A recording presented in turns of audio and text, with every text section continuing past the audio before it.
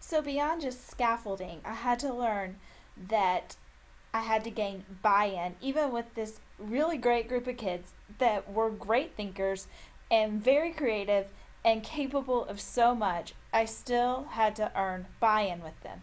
They weren't particularly excited about doing the project.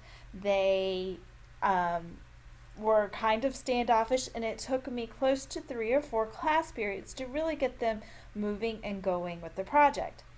But at the same time, I learned that buy in isn't as difficult as we sometimes want to make it as teachers. So I realized that I was trying to do everything I could by saying, look, we're in the lab, you can create this exhibit, and oh, isn't this exciting, and you're going to learn so much.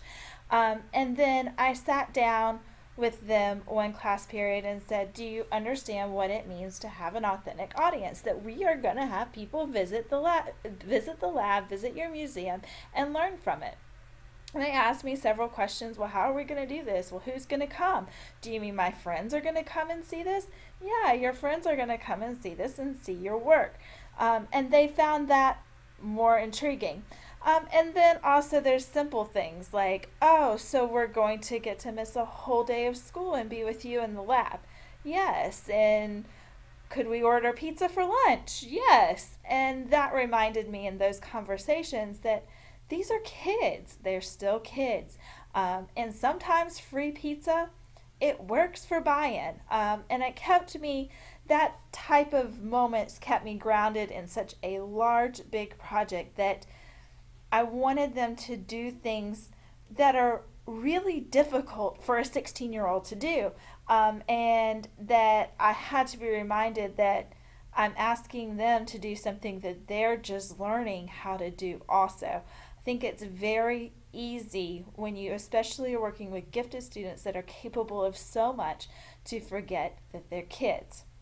Lastly, the last thing that I learned in this project that I want to take away as I grow it and get more experience with it is the technology that I want to learn. There was lots of questions and things that these students wanted to use and had real reasons to want to use them, but my knowledge of how to make it work was so surface that I was unable to really help them incorporate that into their exhibits. I spent a great amount of time being very reactionary in this instruction because this was new to me. It was a huge project, and I was reacting to them and getting them where they needed to be, that I couldn't stop to have the time to research the technology that they were interested in using, like augmented reality, creating that for their museums and using the smartphones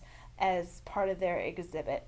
So my takeaway from this project is definitely to slow down and remember that kids are kids, and that in hopes of my next attempt that I will be less reactionary and more ahead of my students in my planning and understanding what they need.